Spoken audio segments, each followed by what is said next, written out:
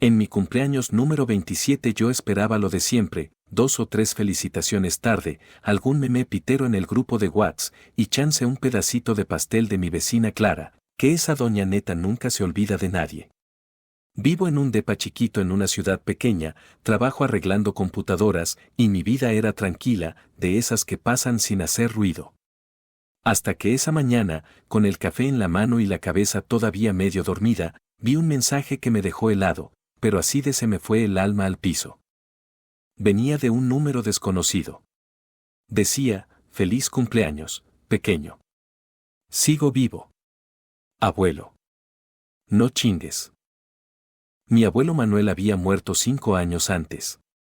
Yo tenía 22 cuando mis papás, Laura y Carlos, me soltaron la noticia como si fuera un trámite, que le dio un ataque al corazón, que fue rápido, que él quería que lo cremaran, que no habría funeral. Y yo, bien pendejo, estaba tan destrozado que ni siquiera pregunté. No hice berrinche, no pedí ver el cuerpo, no exigí papeles, nada. Solo me tragué el dolor y me quedé con el hueco. Mi abuelo era mi persona favorita en todo el pinche mundo. Con él pasaba los veranos, ayudándole en el jardín, escuchando historias de cuando era joven, cuando la vida era otra, decía. Él me decía pequeño desde que yo era niño, y lo decía con ese tono que se te queda pegado en el pecho. Y ahora ahí estaba, un mensaje que me decía que seguía vivo. Que no estaba muerto. Que todo era mentira. Primero pensé, alguien está jugando conmigo. Entró, un cabrón con demasiado tiempo libre. Pero el mensaje tenía algo, no sé, una forma de hablar que me golpeó la memoria. Y luego vi la hora, 3 de la mañana. ¿Quién chingados manda algo así a las 3 de la mañana si nomás está bromeando? Le marqué. Nada. Me fui directo a escribirle, con las manos temblándome, ¿quién eres? Mi abuelo murió. Pasaron unos minutos que se sintieron eternos, y el número respondió, no estoy muerto. Estoy en el asilo Sol de Mañana. Ven. No le digas a nadie. Sentí cómo se me aceleraba el corazón. El asilo estaba como a 1 hora, en un pueblito medio perdido. Yo no podía quedarme sentado haciéndome el valiente. Pero tampoco quería lanzarme como loco sin saber si era trampa. Aún así, la esperanza de verlo me jalaba como si me hubieran puesto un gancho en el estómago. Antes de salir hice algo que se me ocurrió en el momento, llamé a mi mamá para tantear. Neta, solo para escucharla. Mamá, feliz cumpleaños a mí, dije fingiendo relax. Ah, sí, feliz cumpleaños, hijo, respondió, pero su voz sonó rara, tensa, como si estuviera cargando algo. Y ahí me salió el tema, bien suavecito, oye, estaba pensando en el abuelo. ¿Lo extraño, algo más que contar de su muerte? Silencio. Un silencio bien mendigo. Ya te dijimos, hijo. Fue rápido. No pienses en eso hoy, dijo, y me colgó. No me colgó porque se cortó. Me colgó como quien corta una conversación porque se le está saliendo la mentira. Y ahí me cayó el 20, algo apestaba.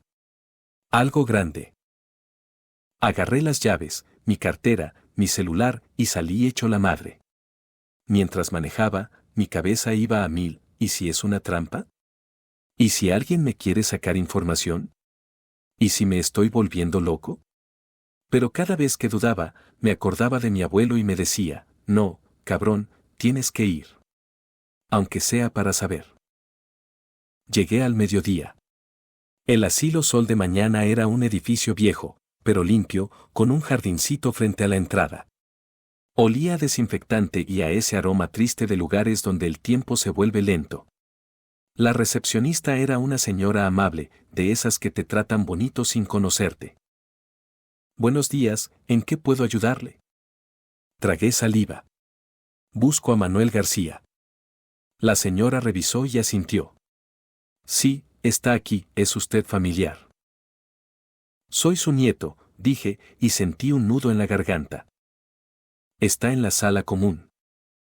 Entré, y ahí estaban varios ancianos jugando cartas, otros viendo por la ventana como si esperaran que algo pasara. Y entonces lo vi. En silla de ruedas. Más flaco, el pelo totalmente blanco. Pero los ojos eran los mismos. Esos ojos que yo reconocería aunque estuviera en la oscuridad. Pequeño, susurró cuando me vio. Se me quebró todo. Me acerqué y lo abracé, y neta sentí que estaba abrazando un fantasma que de repente se volvió de carne y hueso. Me olía a loción barata y medicinas, pero era él. Vivo. Real. No deberías estar aquí, es peligroso, dijo bajito, mirando alrededor como si tuviera miedo de que alguien escuchara. ¿Qué pasó, abuelo? ¿Qué chingados pasó?, le pregunté, con la voz temblorosa. Él apretó mi mano con fuerza sorprendente para alguien tan débil. Baja la voz. Tus padres fingieron mi muerte. Me encerraron aquí. Se quedaron con mi casa, mi dinero, todo. La verdad está en mi escritorio, en un cajón. Hay papeles. Ve por ellos, pero ten cuidado, pequeño. Son capaces de cualquier cosa. Me quedé tieso. Sentí una mezcla de rabia y asco que me subió como fuego. ¿Mis papás? ¿Mis propios papás? ¿Qué clase de pinches monstruos hacen algo así? ¿Por qué no llamaste? ¿Por qué no me buscaste?, le solté, desesperado. Me quitaron el teléfono, me dijeron que estabas de acuerdo, que no querías verme. Me enfermé, el corazón, y aquí los doctores, no confío en ellos, dijo, respirando pesado. No me aguanté. Le prometí que iba a arreglar todo. Le prometí que no lo iba a dejar ahí. Pero primero necesitaba pruebas, porque si iba a acusar a mis padres sin nada, me iban a voltear todo como si yo fuera el loco.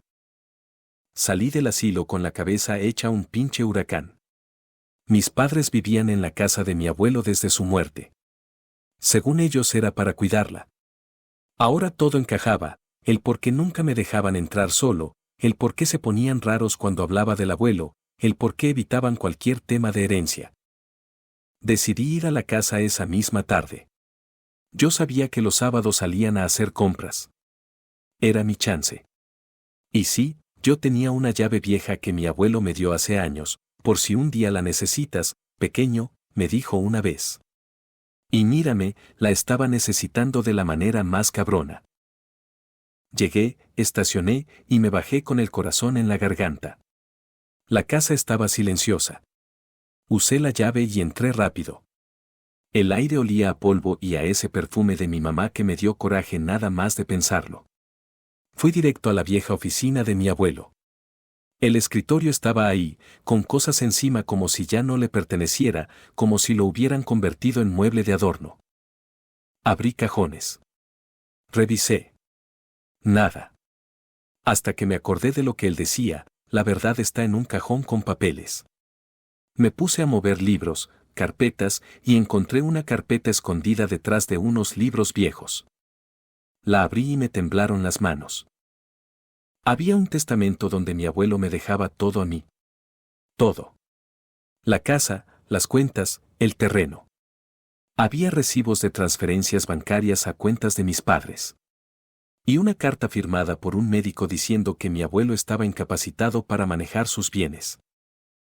Pero la carta se veía falsa. Y el testamento no.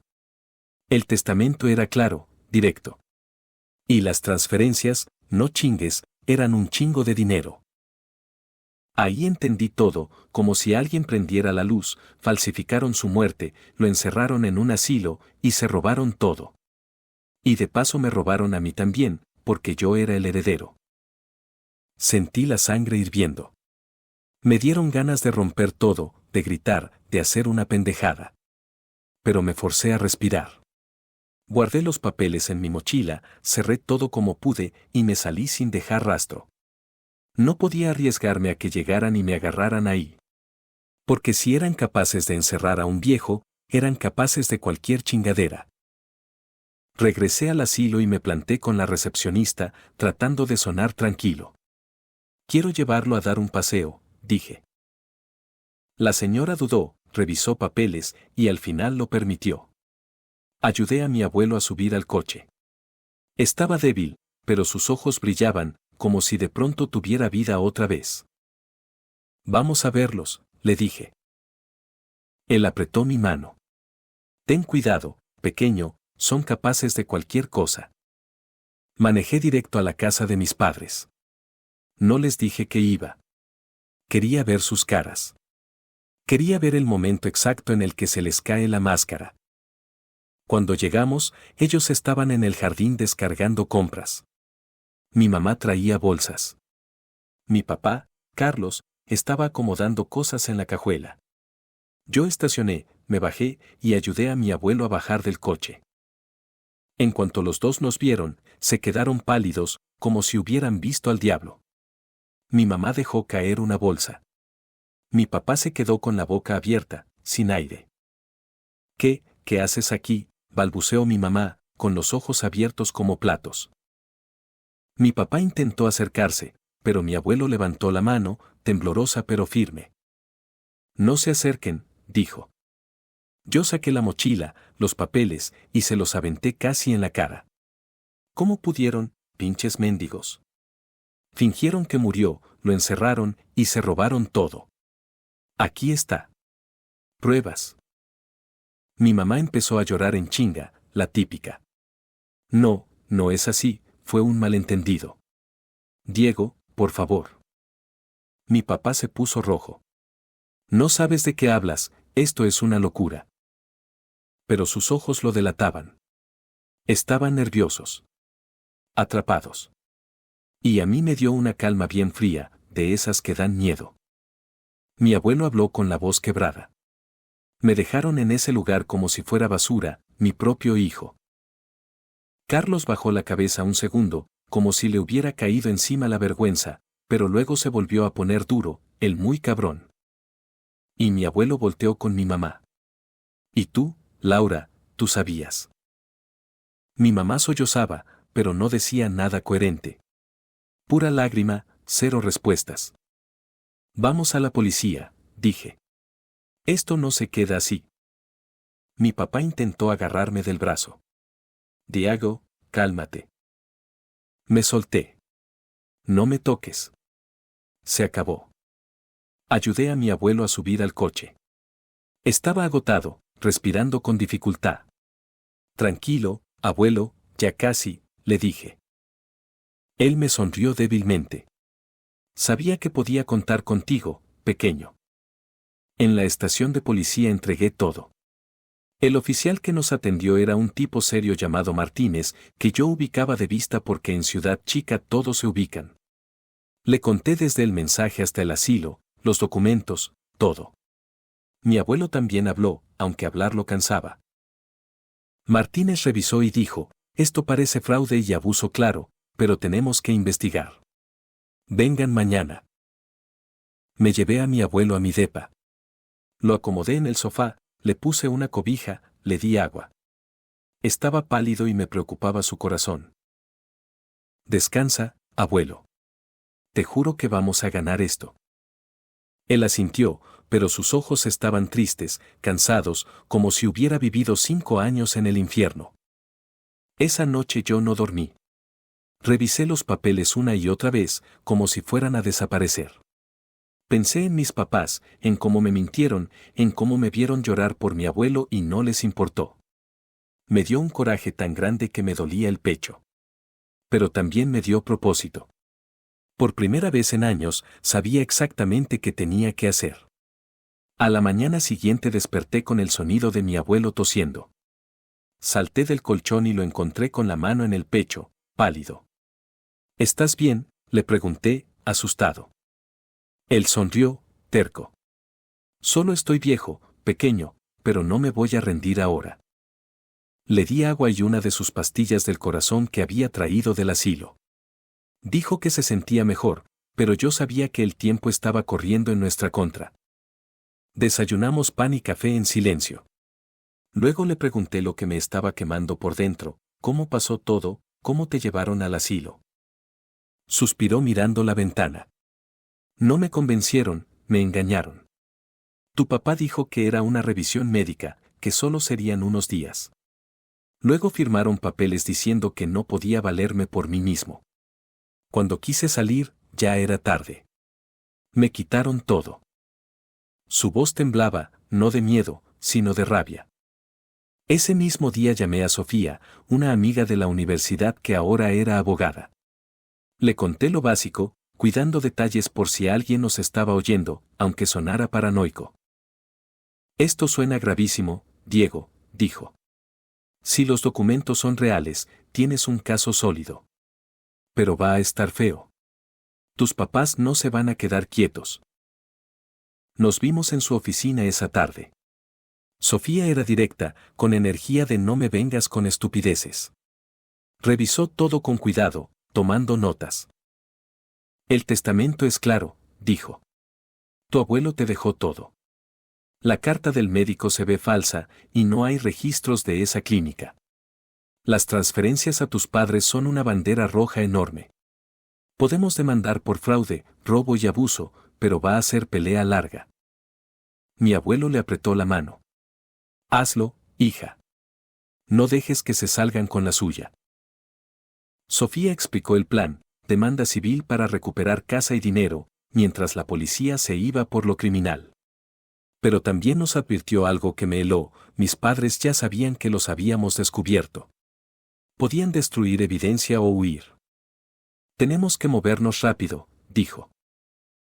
Esa noche yo dejé a mi abuelo descansando y me fui a un cibercafé.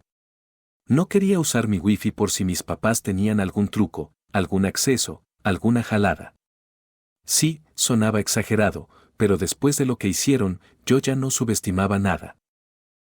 Busqué sus nombres, redes, cualquier cosa. Encontré un perfil viejo de mi papá donde presumía fotos de la casa, como nuestra nueva vida. Cada publicación me hervía la sangre. También vi que mi mamá había estado buscando abogados en línea. O sea, sí sabían. Y se estaban preparando. Al día siguiente recibí un mensaje de mi papá, hijo, hablemos. Fue un malentendido. Ven a la casa. Se lo enseñé a Sofía. Ella ni lo pensó, no vayas. Es trampa. Te quieren hacer firmar algo o peor. En cambio, Sofía envió una notificación legal exigiendo devolución de propiedad y dinero. Esto los va a poner nerviosos, dijo. A ver qué hacen. No tardaron. Esa tarde, mientras estaba con mi abuelo en el depa, tocaron la puerta. Era mi mamá. Sola. Ojos rojos, cara de víctima profesional. Diego, por favor, déjame hablar, dijo. Yo no quería dejarla entrar. Pero mi abuelo, desde el sofá, dijo, déjala, pequeño. Quiero oírla. La dejé pasar, pero me quedé cerca, listo. Mi mamá miró a mi abuelo y empezó con su cantaleta. Manuel, lo siento, no queríamos hacerte daño. Fue idea de Carlos, dijo que era la única forma de salvar la casa. Mi abuelo la miró frío, sin una pizca de ternura. Me encerraste como a un perro, Laura. Y le mentiste a mi nieto. Mi mamá lloró más fuerte, pero neta no me convenció. Ya no. Mamá, encontré los papeles. Sé todo, le dije. Esto no se arregla con lágrimas. Intentó abrazarme. La aparté. Vete. Nos vemos en la corte. Cuando se fue, mi abuelo estaba agotado. Lo acosté, le di sus pastillas. No confíes en ella, pequeño, murmuró. Nunca cambió. Los días siguientes fueron un desmadre. Sofía presentó la demanda. La policía nos llamó, habían rastreado transferencias a una cuenta offshore que mi papá abrió justo después de la muerte del abuelo. También descubrieron que el médico de la carta falsa ya ni trabajaba en el país. Martínez me dijo, esto es grande. Podrían enfrentar cárcel. Mis papás contrataron abogado caro, de traje caro, de esos que hablan como robot y creen que todo se arregla diciendo error administrativo. Intentaron culpar al abuelo, diciendo que estaba confundido por su enfermedad. Eso me dio un coraje brutal. Mi abuelo podía estar débil, pero su mente estaba clarita. Y entonces, cuando yo empezaba a sentir que por fin íbamos ganando, pasó lo peor. Una noche recibí una llamada del asilo. Era la recepcionista, con voz temblorosa: Diego, tu abuelo no está aquí. Alguien se lo llevó. Se me detuvo el corazón. Corrí al depa. Estaba vacío. La puerta no estaba forzada. Había un papel en la mesa. Si quieres verlo, ven. Solo sabes dónde. Era la letra de mi papá. Sentí cómo se me mezcló el miedo con la rabia. Supe que hablaba de la casa del abuelo. Llamé a Sofía y a Martínez, pero la neta no esperé. Me subí al coche y manejé como loco, con la cabeza gritando 1000 groserías. La puerta estaba abierta. Entré y ahí estaba mi abuelo, sentado en el sofá, respirando con dificultad. Mi papá a un lado. Mi mamá en una esquina, mirando al suelo. Diego, tranquilo, dijo mi papá levantando las manos. Solo queremos hablar. Punto. No hay nada que hablar, dije. Lo secuestraste. Esto se acabó. Mi abuelo me miró y con voz débil dijo: estoy bien, pequeño, pero no los dejes ganar. Mi papá empezó a soltar una historia pendeja de que solo quería protegerlo, pero ya no le creía ni el clima. Saqué el teléfono y marqué a Martínez, poniéndolo en altavoz. Estoy en la casa. Vengan ahora, dije. Mis padres se pusieron pálidos. Mi mamá empezó a chillar que no quería ir a la cárcel. Mi papá intentó callarla. Yo ni los pelé. Fui por mi abuelo, lo levanté con cuidado, y lo saqué de ahí. La policía llegó minutos después. Se llevaron a mis papás esposados por secuestro y obstrucción. Verlos así fue raro, pero no sentí pena. Nada. Habían cruzado todas las líneas, una tras otra, como si fueran dueños del mundo. De vuelta en el depa, mi abuelo estaba agotado. Le di sus pastillas, lo acomodé, lo hice descansar. Lo hiciste, pequeño, murmuró. Pero yo no sentía que hubiera ganado. La demanda seguía. Y mi abuelo se estaba apagando, aunque él se hiciera el fuerte.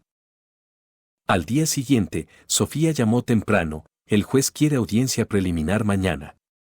Tus padres están tratando de retrasar, pero las pruebas son sólidas. Y hay más, la policía encontró correos donde tu papá planeaba sobornar a un testigo para decir que tu abuelo estaba loco. Me dio un asco tremendo. No solo robaron, no solo encerraron, ahora querían ensuciar su nombre. Fui con mi abuelo y lo vi mirando una foto vieja de nosotros en el jardín. Sonreía triste. Era feliz ahí, pequeño, dijo. Cuando todo esto termine, quiero volver. Le prometí que sí. Le prometí que esa casa iba a ser nuestra otra vez, que arreglaríamos el jardín, que regresaríamos a lo bonito. Pero en el fondo yo tenía miedo, un miedo bien silencioso, que él no llegara. Ese día lo llevé a un parque cerca del edificio para despejarlo. El aire fresco le hizo bien, y por un rato volvió a ser el abuelo de mis recuerdos, contando historias como si el mundo no fuera una porquería. Pero al regresar se cansó muchísimo. Respiraba pesado. Le di una pastilla y lo dejé descansar. Esa noche, mientras revisaba notas para la audiencia, recibí un mensaje de un número desconocido: si no quieres que le pase algo a tu abuelo. Se me heló la sangre. Llamé a Martínez y le mandé captura. Es una amenaza clara, dijo. Voy a mandar patrulla a tu edificio. No salgas. Desperté a mi abuelo y le conté, sin meterle demasiado miedo. Él me miró con esa chispa terca en los ojos. No les tengo miedo, pequeño. Ya no pueden hacerme nada. La patrulla llegó. Martínez en persona se presentó. Creemos que tus padres están detrás de esto. Están desesperados. Pero los vamos a atrapar. Dejé a mi abuelo con un policía afuera del depa y me fui con Martínez a la estación para dar declaración. Yo solo pensaba en mi abuelo, solo, frágil, esperando. Cuando regresé, todo se derrumbó. El policía de la puerta estaba hablando por radio: con cara seria. Yo entré corriendo y encontré a mi abuelo en el sofá, inmóvil, con los ojos cerrados. Abuelo, no, por favor, le dije, sintiendo que se me rompía la voz. El policía llamó a ambulancia, pero yo ya sabía. Sus manos estaban frías. El doctor confirmó, paro cardíaco. Mi abuelo se fue sin aviso. Sin despedida. Me quedé ahí, sentado, con la cabeza vacía. La rabia y el dolor se mezclaron en un nudo que me ahorcaba por dentro. Escuchaba a la gente hablar, pero como si estuvieran lejos. Lo único que pensaba era, murió peleando. Murió sin rendirse. Y ahora me tocaba a mí terminar lo que empezamos. Al día siguiente fui a la audiencia con Sofía. Ojos hinchados, pero la mente clara. Mis padres estaban ahí con su abogado Caro, actuando como si fueran víctimas, como si no hubieran hecho nada. Cuando los vi, algo se rompió en mí. Mi abuelo murió por su culpa, dije, interrumpiendo al juez. Sofía intentó calmarme, pero no pude. Lo encerraron, lo robaron, lo secuestraron, y ahora está muerto, no merecen nada. El juez pidió orden. Mis papás no me miraban a los ojos. Sabían. Sabían perfectamente lo que hicieron. La audiencia fue rápida, porque las pruebas eran demasiadas, documentos falsos, transferencias, correos, amenazas, todo. El juez ordenó que la casa y el dinero volvieran a mí según el testamento real. Y dijo que el caso criminal seguiría, con cargos por fraude, abuso y hasta homicidio imprudencial por el estrés que causaron. Yo no sentí alegría. Solo un vacío frío. Como si ganar no quitara el pinche agujero que dejaron. Esa noche fui a la casa del abuelo. Caminé por el jardín, toqué los árboles que plantamos juntos. Todo me lo recordaba. En su cuarto encontré una caja vieja con cartas que me escribió cuando era niño. En una decía algo que me partió el alma: siempre pelea por lo que es justo, pequeño. Nunca dejes que te quiten lo que amas. Ahí sí lloré. Pero no era solo tristeza. Era fuerza. Era como si su voz me empujara desde donde estuviera. Una semana después la policía atrapó a mis padres escondidos en un pueblo cercano. El juicio criminal fue duro. Su abogado intentó culpar al abuelo, decir que estaba confundido, pero los correos, las transferencias y mi testimonio los hundieron. Mi papá se llevó 8 años. Mi mamá 6. Cuando los condenaron, no sentí nada. Habían dejado de ser mi familia desde hace mucho. Es horrible decirlo, pero es la verdad, se convirtieron en extraños, en pinches mendigos que eligieron el dinero sobre la gente. Con el dinero del abuelo arreglé la casa. Y el jardín, ese jardín que era su orgullo, lo convertí en un parque comunitario. Puse un letrero sencillo, sin estupideces, que decía, en memoria de Manuel García, un hombre que nunca se rindió. Los niños del pueblo jugaban ahí, y cada risa me hacía sentir que él seguía conmigo, aunque ya no estuviera. Guardé sus cosas en una habitación especial, con fotos y cartas, como un pequeño altar sin velas, pero lleno de historia. A veces me llegaban cartas de mis padres desde la cárcel, pidiendo perdón. Las quemaba sin leerlas.